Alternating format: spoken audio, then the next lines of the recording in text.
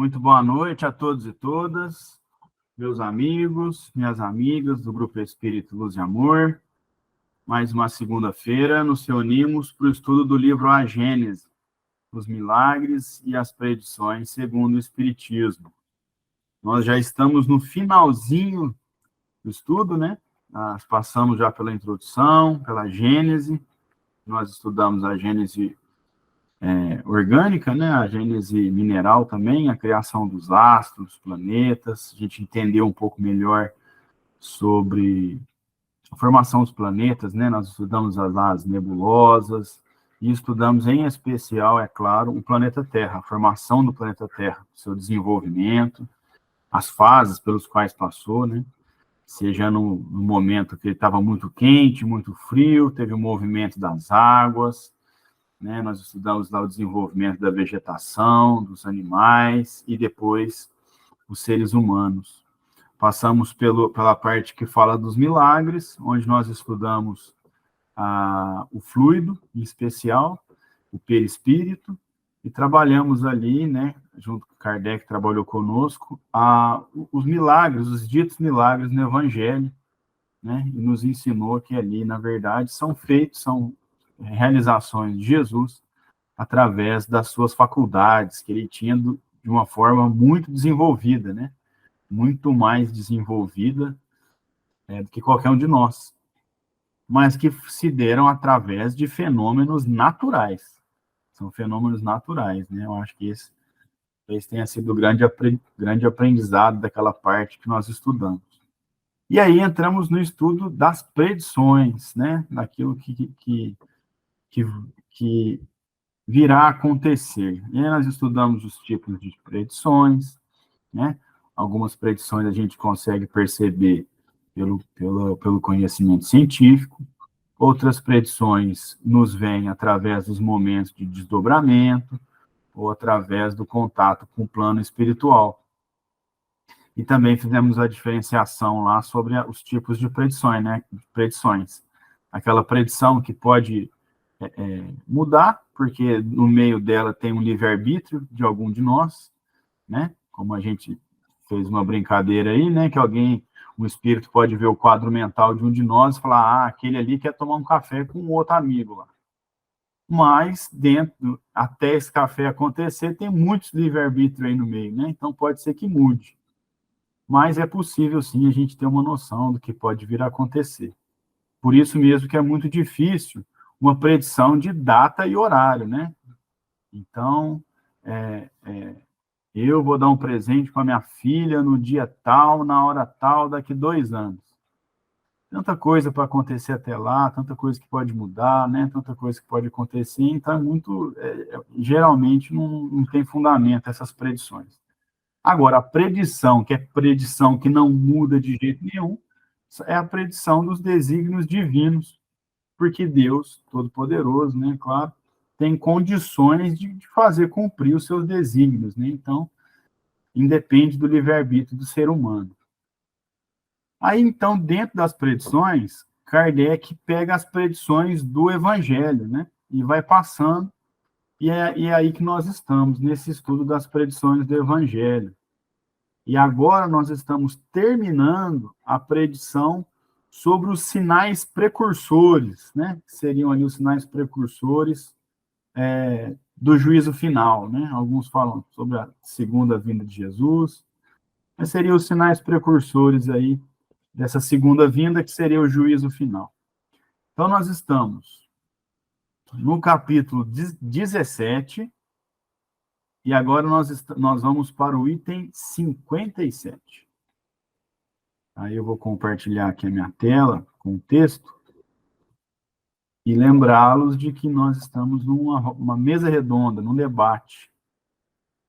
Nós estamos construindo conhecimento juntos. Então, quem quiser se manifestar, pode me interromper a qualquer momento e a gente abre o microfone e debate e escuta o que todo mundo tem para dizer.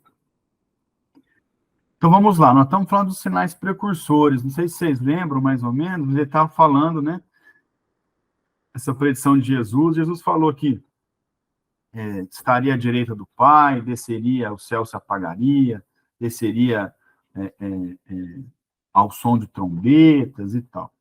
E aí Kardec veio desenvolvendo o raciocínio de que esses sinais precursores são alegóricos.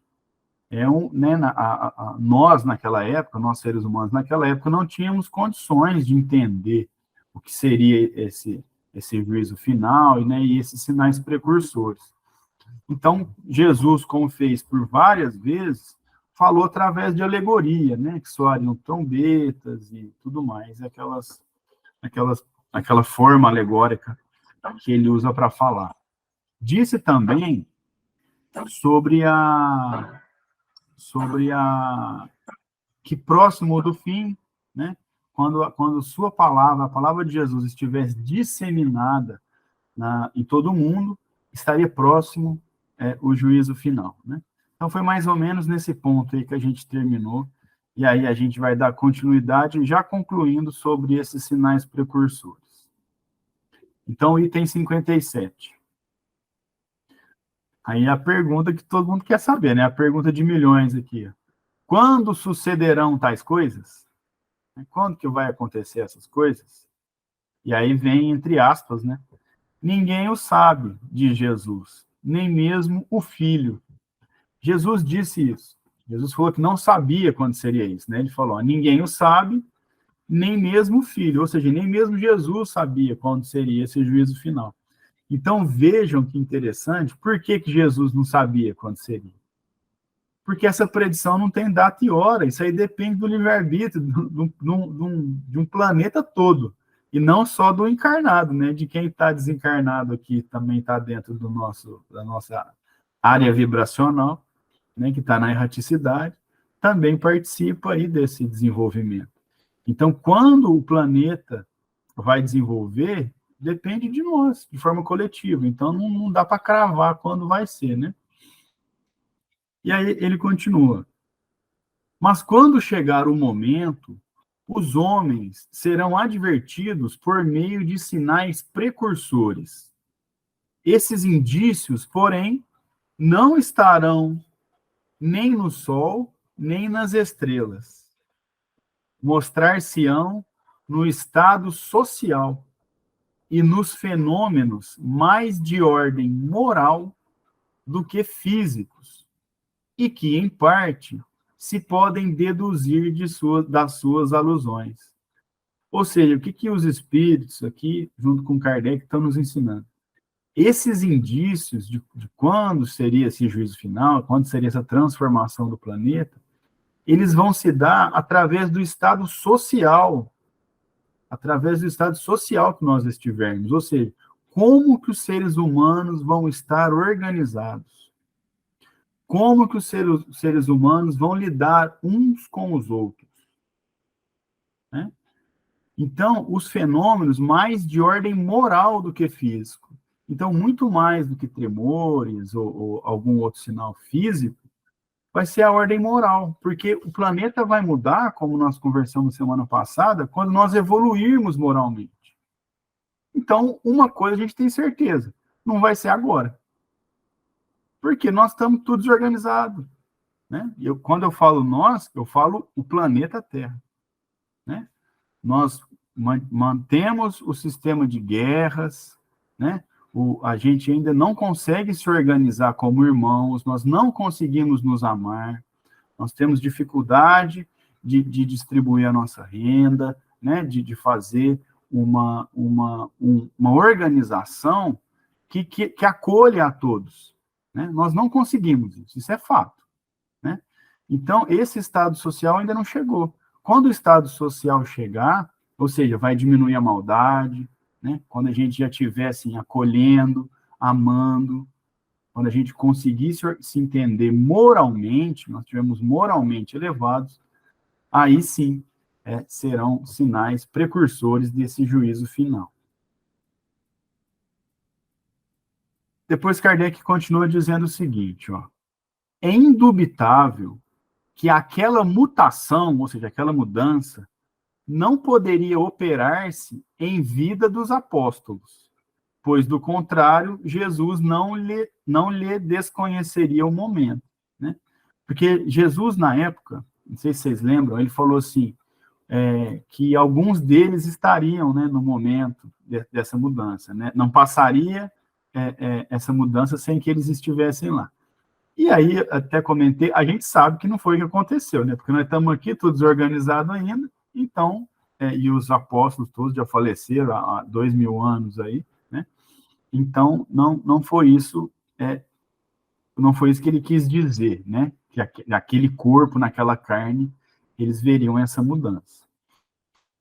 E aí Kardec vai explicar, né, o que a gente até consegue deduzir, né? Ó, aliás, semelhante transformação não era possível se desse dentro, aliás, semelhante transformação não era possível se desse dentro de apenas alguns anos.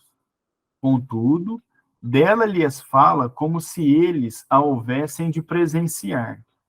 É que, com efeito, eles poderão estar reencarnados quando a transformação se der, e até colaborar na sua efetivação, né? Então, vejam, Kardec não está cravando que eles estarão aqui, né, para auxiliar essa mudança, né? Mas podem até colaborar, por que não? Né? Então, quando Jesus fala isso, ele está falando de reencarnação, né? De reencarnação dos apóstolos reencarnados, puderem ajudar ou presenciar. Bom, se eles forem presenciar, já estão ajudando, né? Porque essa mudança vai dar de forma coletiva, né? Então, cada um tem aí a sua contribuição. Ele, ora fala da sorte máxima de Jerusalém, ora toma esse fato por ponto de referência ao que aconteceria no futuro, né? Jesus falava para um grupo, né? Ele tinha a limitação da voz, não é igual nós, né? Que estamos aí fazendo uma transmissão que vai gravada, depois vai para o YouTube. Jesus falava ali, subia num morro e falava para os presentes, né? Então, muitas vezes, como Kardec está explicando, quando ele falava ali sobre Jerusalém, na verdade ele estava falando do mundo, né? Mas para eles, aquele povo, o mundo ali era Jerusalém. Então, a retomada, né, de Jerusalém seria uma coisa a vir no futuro, também simbólica, né, sobre o que representava Jerusalém naquela época, né? Então, Jesus fala sobre alegoria, mas deixa claro uma predição divina, que é que o mundo vai evoluir. O mundo vai evoluir. Ele não fala o dia, não fala a hora, ele fala, nem eu sei, porque depende, né? Depende de várias coisas. Mas ele fala que esse juízo final vai chegar. Essa segunda vinda, né, como forma de, como a gente já tinha falado lá atrás, vai chegar. Então, Jesus, por isso que a gente está tratando dessa predição, né? Ele está falando de algo que vai acontecer no futuro. Item 58.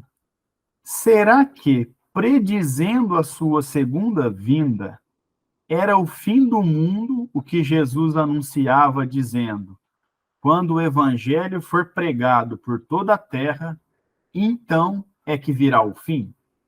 Né? Porque eu estava dando uma estudadinha aqui no texto e realmente eu nunca parei para pensar isso. É muito sem sentido quando tivermos assim essa moral crística, essa moral de Cristo na Terra acabar.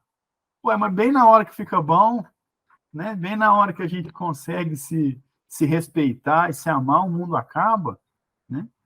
Será que é isso mesmo? Cai bem na hora da festa, hein? Pois é. Aí não vale. Fica sem sentido, né, Marleninha? A gente ralando, né? Tentando melhorar e tal, hora que chega hora que a casa fica boa, hora que reformou a casa, limpou, fez a faxina final, aí tranca a porta, né? Não faz, né? Mas é aí que vem o ensinamento. Ó, e é por isso que Kardec diz, ó, não é racional se suponha que Deus destrua o mundo precisamente quando ele entra no caminho do progresso moral pela prática dos ensinos evangélicos. Não é racional, né? seria o mesmo que falar, olha, a Terra foi criada para sofrer, ponto. Porque a hora que para de sofrer, a Terra acaba, né? Não seria racional mesmo. Kardec está fazendo uma análise lógica, né?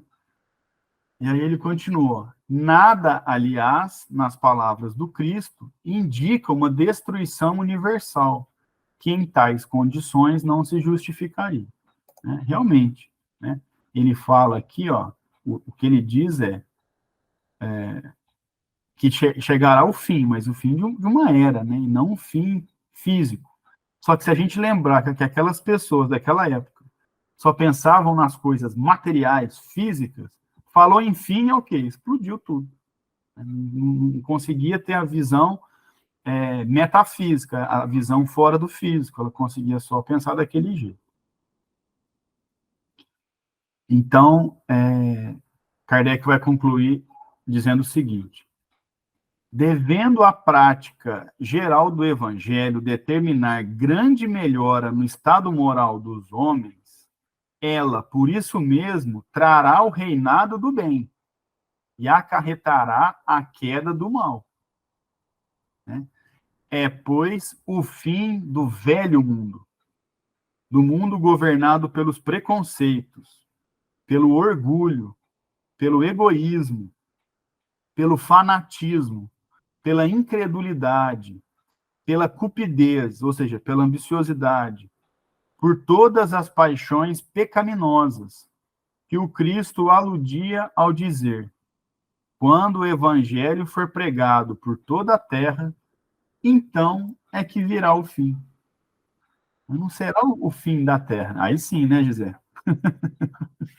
Aí sim, né? Quando terminar essas práticas que nós temos hoje, e temos há muito tempo, é que virá o fim desse sofrimento, desse mundo de provas e expiações, né?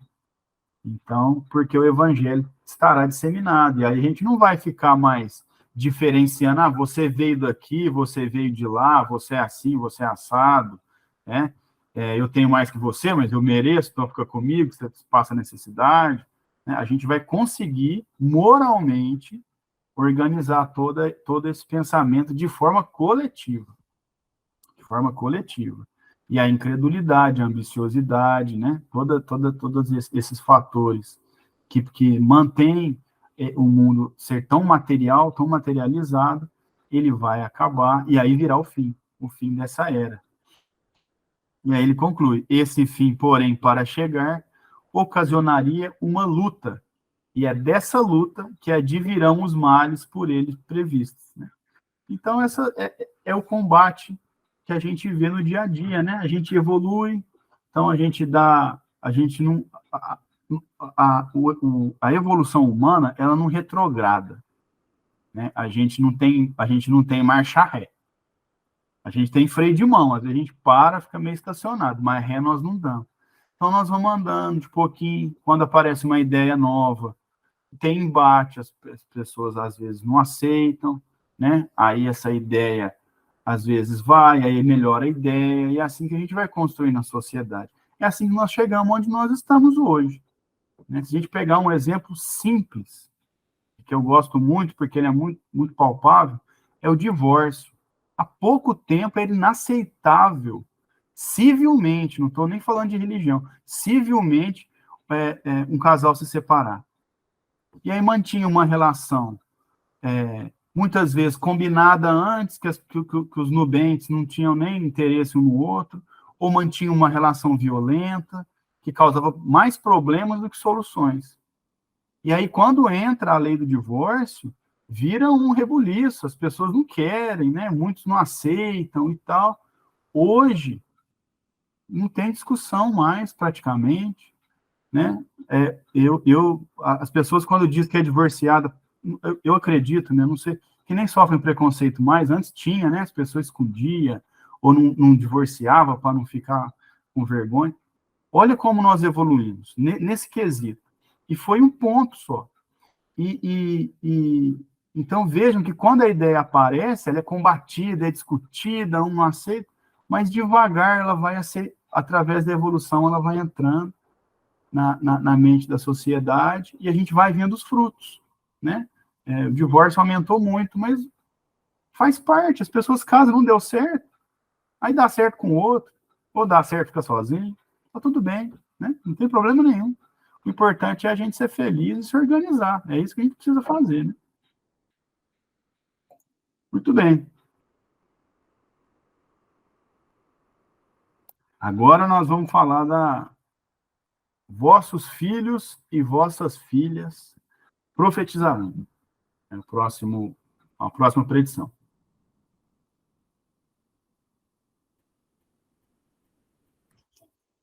Esse aqui, toda vez que eu escuto, eu lembro da música lá. Nossa, acabou de vir na minha cabeça a música.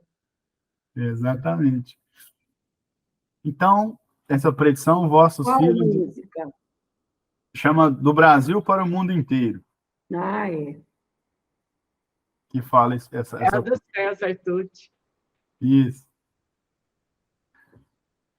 Então, ó, vossos filhos, né? Vossos filhos e vossas filhas profetizarão. Item 59. Nos últimos tempos, diz o Senhor, espalharei do meu espírito por sobre toda a carne. Vossos filhos e vossas filhas profetizarão. Vossos jovens terão visões, e vossos velhos terão sonhos. Nesses dias, espalharei do meu espírito sobre os meus servidores e servidoras, e eles profetizarão.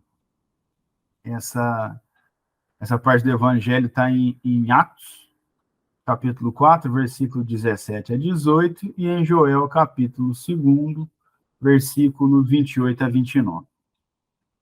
Bom, e o que quer dizer que vossos filhos e vossas filhas profetizarão? A ideia que vai falar para nós. Item 60. Se considerarmos o estado atual do mundo físico e do mundo moral, as tendências, aspirações e pressentimentos das massas, a decadência das ideias antigas, que em vão se debatem há um século contra as leis novas, não poderemos duvidar de que uma nova ordem de coisas se prepara e que o mundo velho chega a seu termo. Né? Então, foi mais ou menos isso que a gente comentou agora, né? Vão vindo novas ideias, e aí tem os debates, né? E a gente vai vendo que o mundo velho chega a seu termo, porque vão caindo, né, as desigualdades. Né? Por exemplo, se a gente pensar lá na monarquia, né, nasceu o filho do rei, se você tem sangue azul, tá tranquilo, né? Tá tudo tá comendo bem. Se nasceu plebeu, vai ter que ralar, vai ter que, né? E aí vai passando, isso vai acabando, né? E aí a gente vai tendo novas formas de se organizar que não são problemáticas, né?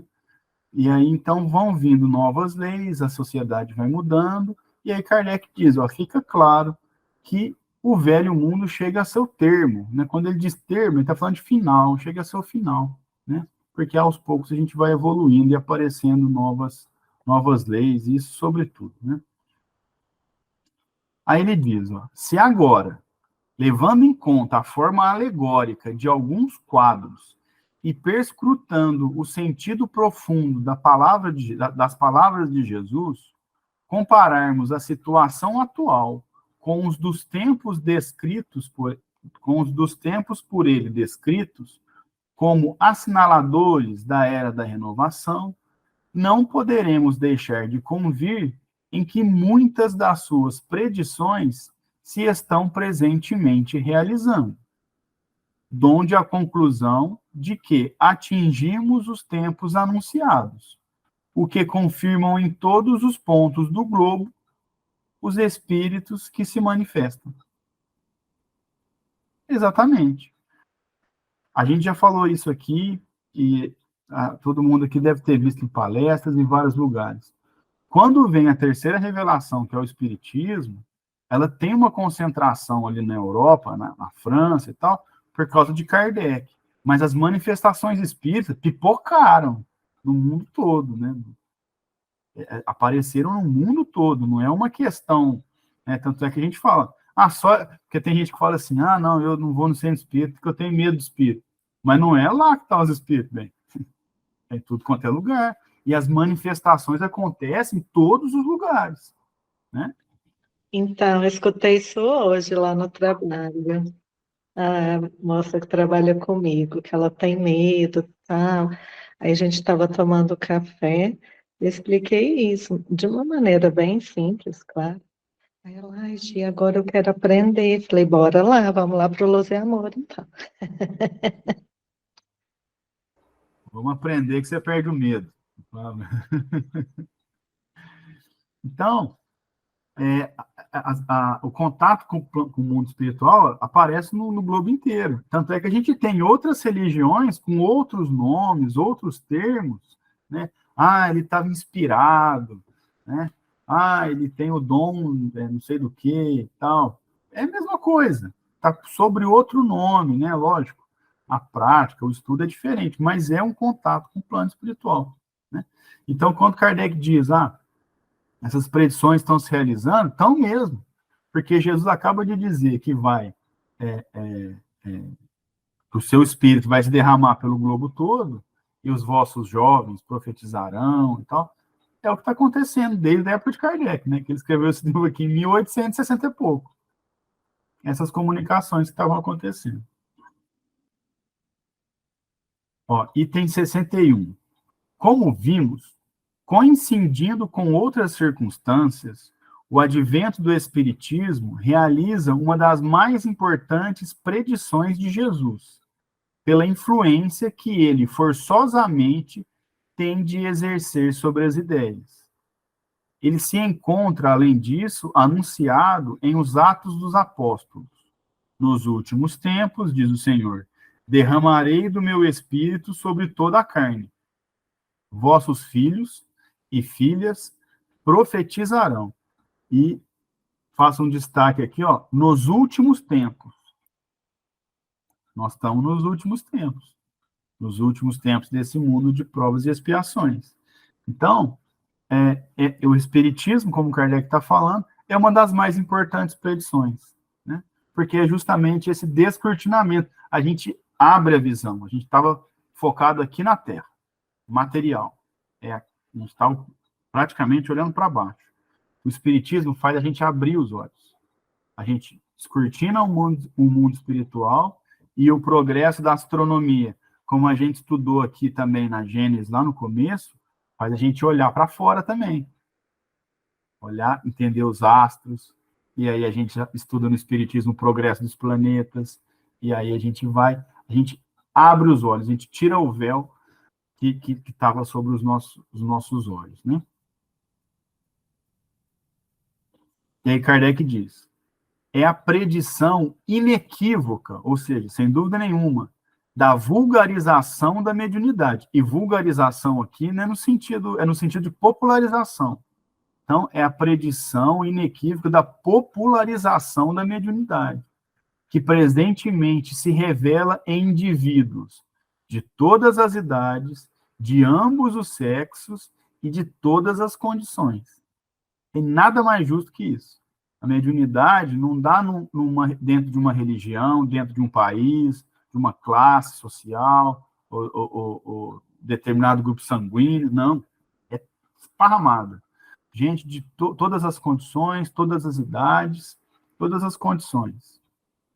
E aí ele continua. A predição, por conseguinte, da manifestação universal dos espíritos, pois que sem os espíritos não haveria médiuns. Ou seja, a comprovação da existência dos espíritos através dos médiuns. E o que os espíritos nos contam? De tudo. Tem um espírito que vem, né, a gente sabe disso, e traz uma mensagem. Tem um espírito que vem e dá o seu relato, fala, nossa, eu sofro demais porque eu errei aqui, eu errei ali. E isso é uma grande lição para nós. né? Acho que todo mundo aí, quando trabalha no socorro, na desobsessão, a gente mexe com a gente, né? Se ouvir um relato de uma pessoa falar, eu fazia isso e tal, e agora eu estou sofrendo assim. Aí você vai para casa e fala, vixe, Maria, acho que eu estou errando também. É um ensino. O que os espíritos trazem, independentemente da comunicação. Toda comunicação é um ensino. Toda. Seja através da elucidação, seja através de um relato, e seja até através de um tombo que algum quer dar em nós. A gente aprende com isso também. Né? Aprende a elevar o pensamento, aprende a trabalhar e a apurar a mediunidade também. E aí, para concluir, Kardec diz o seguinte: isso, conforme está dito, acontecerá nos últimos tempos. Ora, visto que não chegamos ao fim do mundo, mas ao contrário, à época de sua regeneração, devemos entender aquelas palavras como indicativas dos últimos tempos do mundo moral que chega a seu termo. Aí Kardec arrebata, né?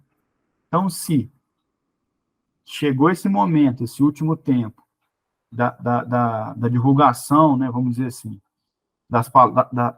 do Evangelho de Jesus, de forma universal, e não chegamos a um fim do mundo, a um fim material, a um fim físico, é a conclusão, através de todo esse ensinamento que ele trouxe antes, de que nós estamos no fim do mundo de provas e expiações. Chegou a época da regeneração, que aí a gente transformar o nosso planeta num planeta de regeneração, para depois a gente continuar a nossa caminhada do progresso. A regeneração, ainda existe o mal, mas dá uma folga, entendeu? A gente consegue, por isso que chama de regeneração, a gente dá para desenvolver melhor. O mal não é tão intenso. Porque se a gente pensa hoje, né, a vida é muito difícil para todo mundo. E por causa dos nossos próprios atos, pelos atos dos outros. É pesado o mundo que a gente vive.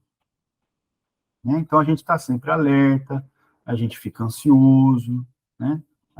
Todo mundo tem seus problemas, todo mundo. Né? Se alguém falar que não tem problema, o primeiro problema é ser mentiroso. Todo mundo tem problema, isso aí não existe.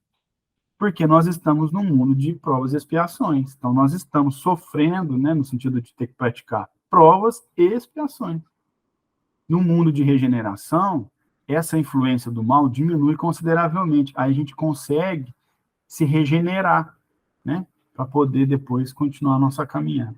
Então, o fim dos tempos, né? É justamente o fim desse mundo de provas e expiações. Muito bem. Chegamos, então, ao juízo final. Eu coloquei a música lá no grupo, vocês ouviram ou não? Não ouvi, Ana. Oh, aquela daquele dia, Ana, eu ouvi. Eu ia até comentar com você. É tão linda. Muito bonita mesmo. Eu ouvi, sim. Eu ouvi. Ah, então. Depois vocês ouvem, tá lá. É.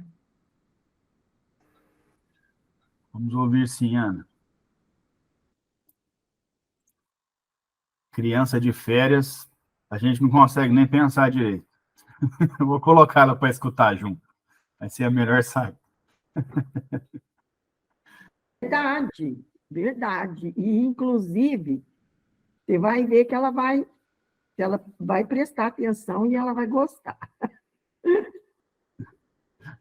E eu fiz uma vez uma aula, até foi a Claricinda que me chamou, Ana, para os pais lá no Pestalozzi, e eu contei a historinha, sabe? E encerrei com essa música. Ficou tão bonito. Foi para os pais. Pena que foram pouquíssimos pais espíritas, né? Naquele dia, pouquíssimos. Aquele dia e todos os dias, né? É. Ah, é. Então, mas foi ótimo, que eu contei uma historinha para eles contarem para as crianças, né? E foi, assim, bem interessante.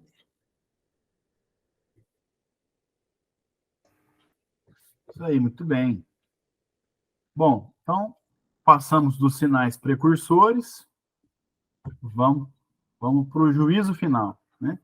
Muito retratado o juízo final, né? Em filmes, em livros, peças de teatro, né? Cada um aí mostrando o seu ponto de vista, né? De como seria o juízo final, a famosa divisão, né? Uns vêm para cá, outros vão para lá e tal, seria essa separação aí, porque o juízo final nada mais é do que o julgamento final, né?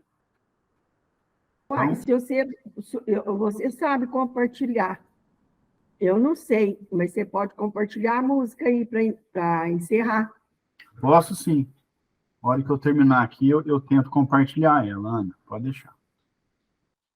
É no YouTube que você mandou, né? É um link do YouTube? É do YouTube, Do sim. YouTube. É do YouTube. Combinado. Bom, então o juízo final é o julgamento final, né? Então aí cada religião aí traz a sua forma de entender esse dia, esse momento, né? Muitos até de uma forma muito violenta, né?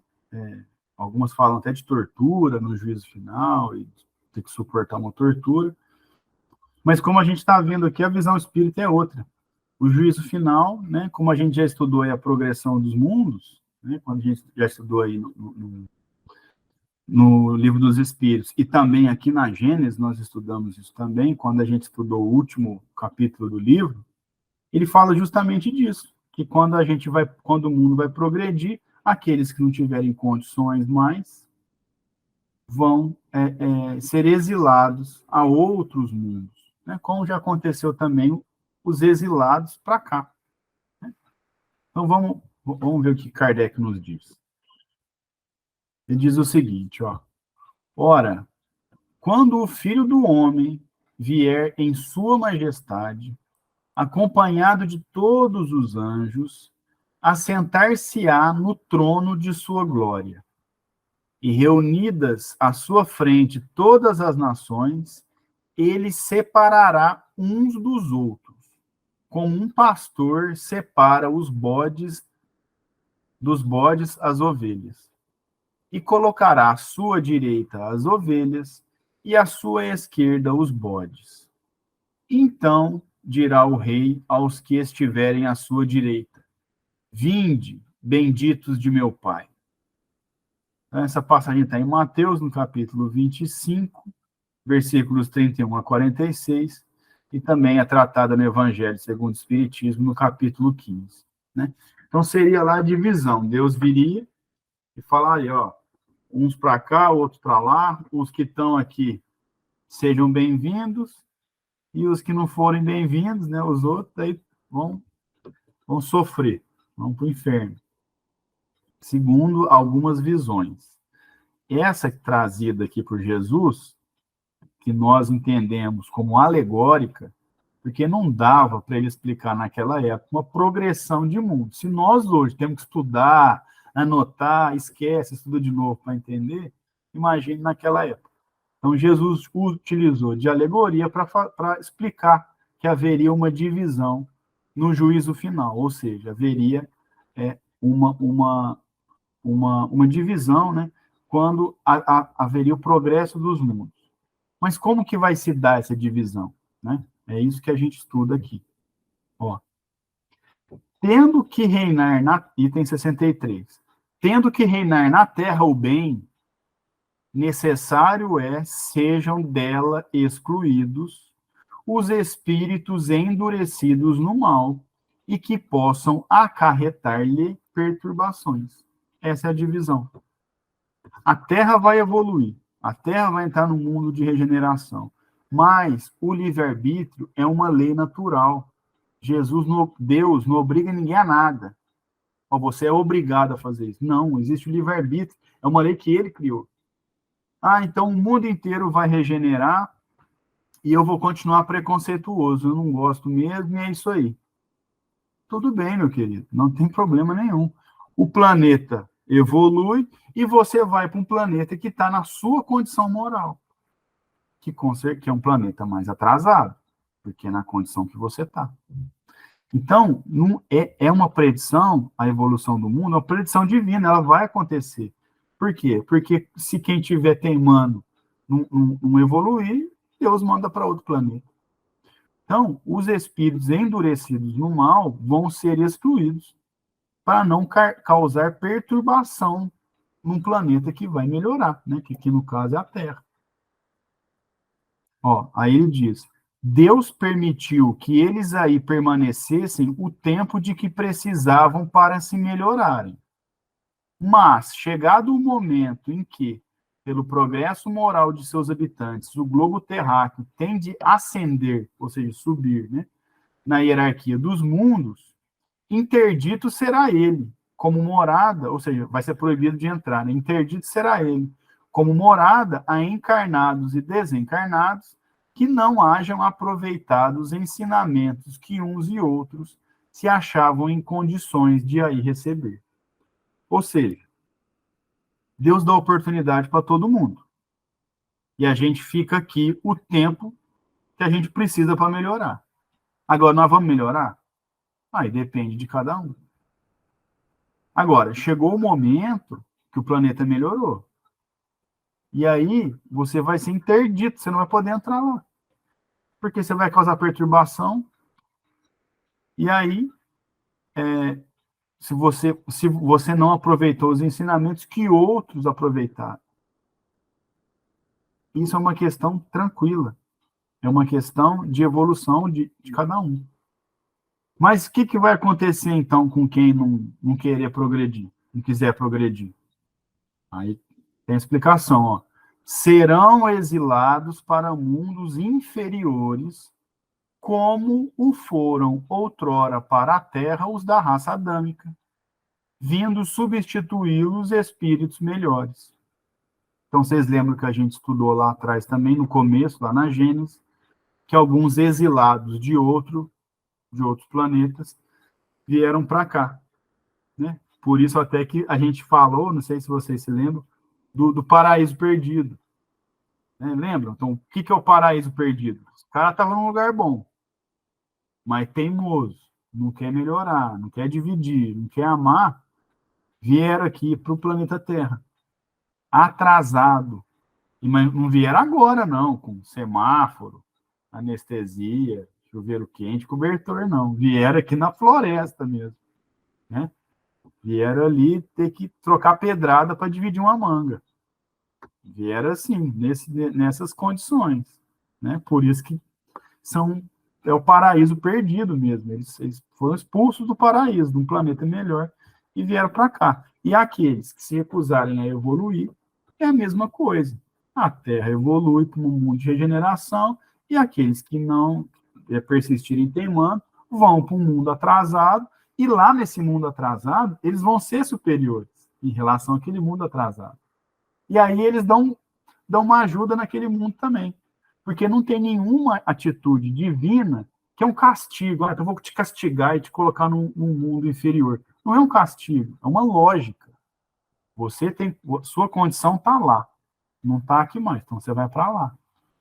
E lá, com o que você tem daqui, você ajuda no progresso do mundo mais atrasado e também tem uma nova oportunidade de evoluir.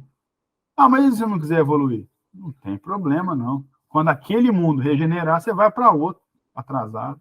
Né? E aí a dor acaba ensinando, né, de um jeito ou de outro. Bom, e aí para concluir esse item, Kardec diz o seguinte: essa separação a que Jesus presidirá é que se acha figurada por estas palavras sobre o juízo final. Os bons passarão à minha direita e os maus à minha esquerda. Ou seja, ele vai dividir, ó, uns para cá, outros para lá. Mas por que Jesus que vai presidir? Porque Jesus é o governador do planeta.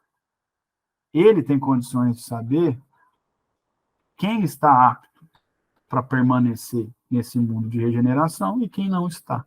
Ele é o governador. Deus confiou a Jesus o planeta Terra. Ele governa o nosso planeta.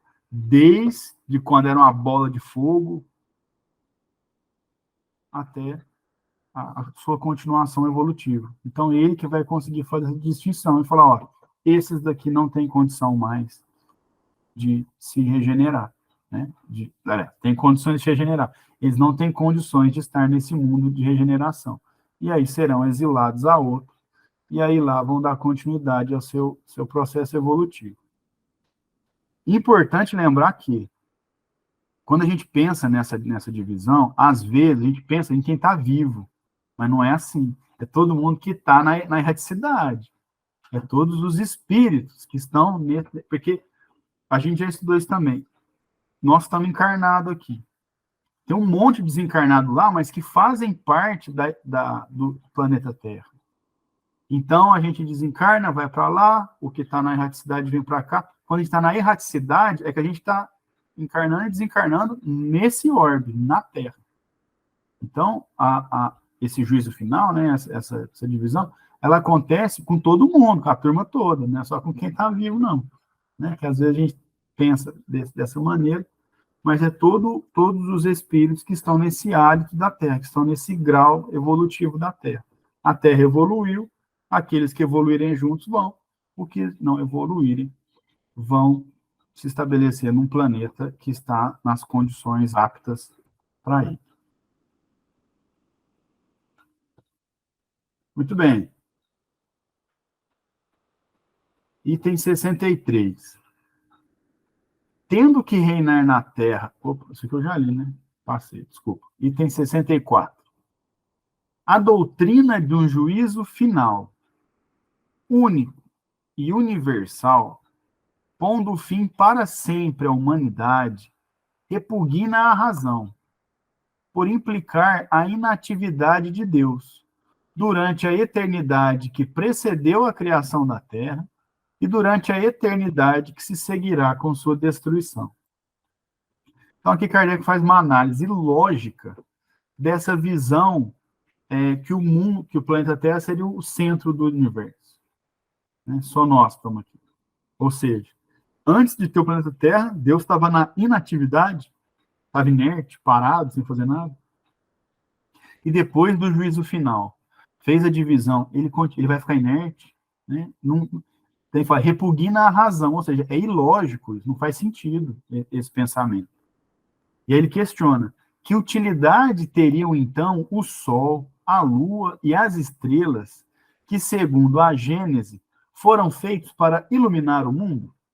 Vocês lembram que a gente estudou isso lá, quando eles acreditavam na abóbada, que as estrelas eram pregadinhas nessa abóbada? Então, para que serve o Sol? Para iluminar a Terra. Né? Como se a Terra fosse o centro. Essa visão do homem, que o mundo seria o centro, o planeta Terra seria o centro do universo. Né? Então, depois do juízo final, para que utilidade teria o Sol, a Lua, as estrelas, né? E os outros planetas? Né? E aí ele diz, causa espanto que tão imensa obra se haja produzido para tão pouco tempo, e a benefício de seres votados de antemão, em sua maioria, aos suplícios eternos. Né? Então, não faria sentido que uma obra tão grande, né, como o Sol, os astros, como um todo, fossem destinados apenas a apenas a Terra, né? Se ela tivesse ali um início, né, como ela teve, e um final com o juízo final. Né? Kardec está trabalhando aqui com a lógica para questionar essa visão.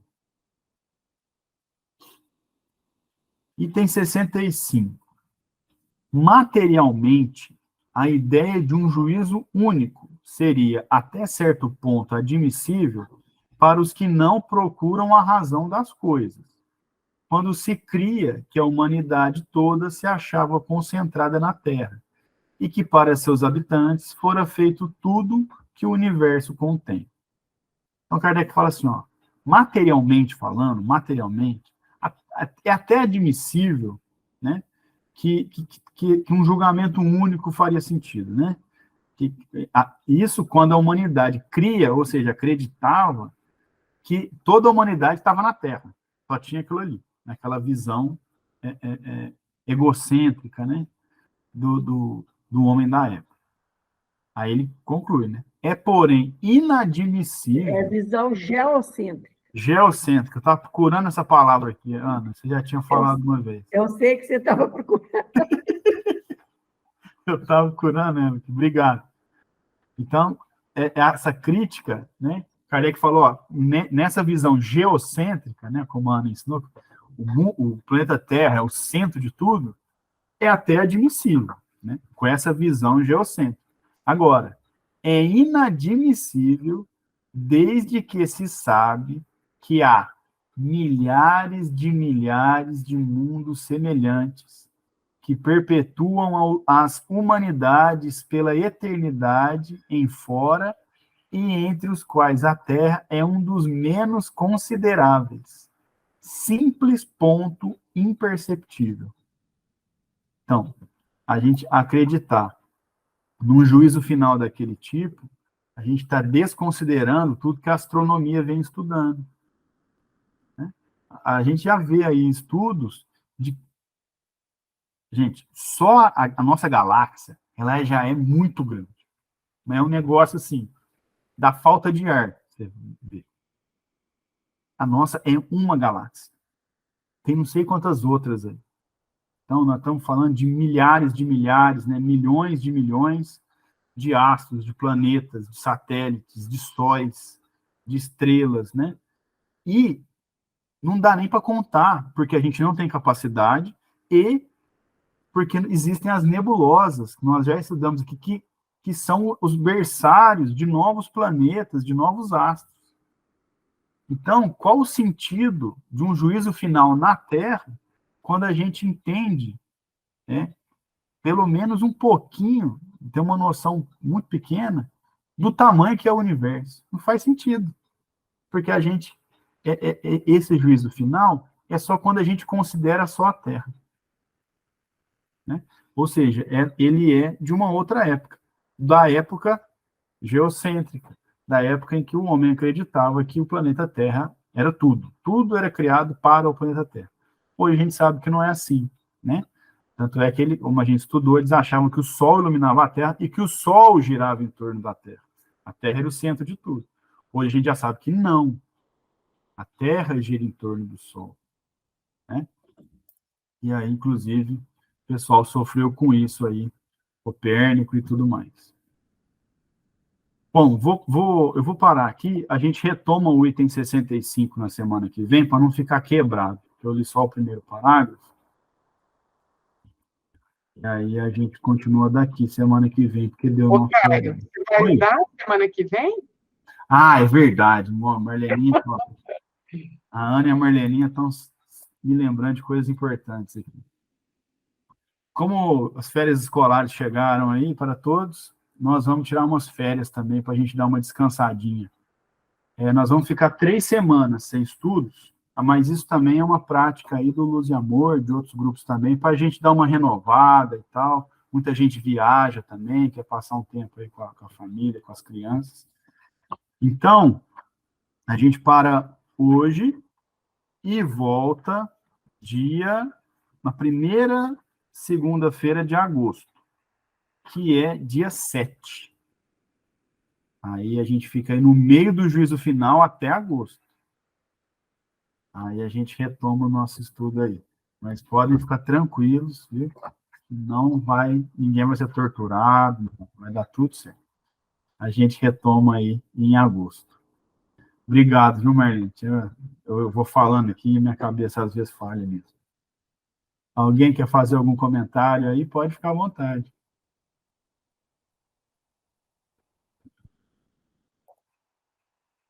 Ninguém?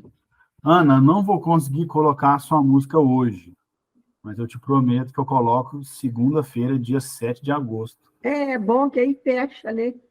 Tá bom? Eu vou Fecha o colocar. juízo final.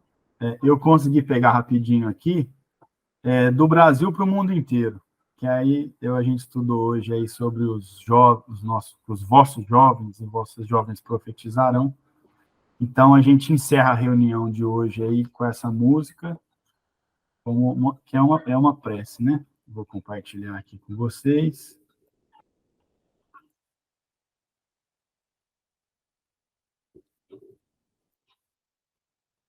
Eu só vou pedir um joinha se a música tocar aí, tá bom?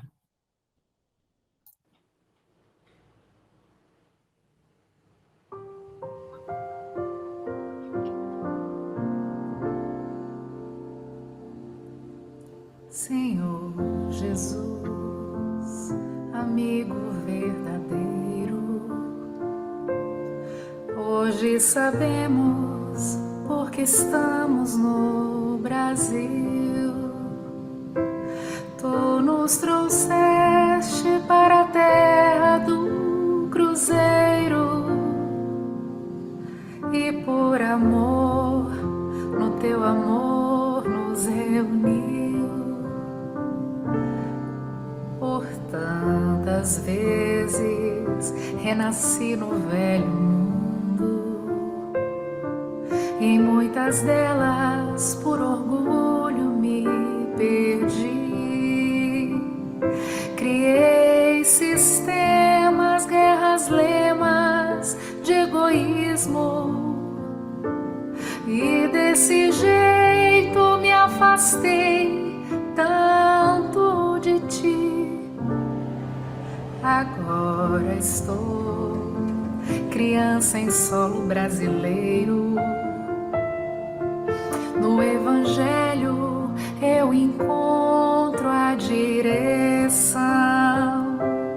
Quero vibrar amor e paz pro mundo inteiro, a começar pelo meu próprio coração. Reconstruir meus sentimentos,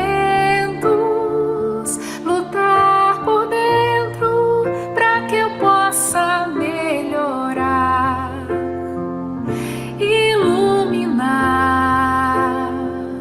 meus pensamentos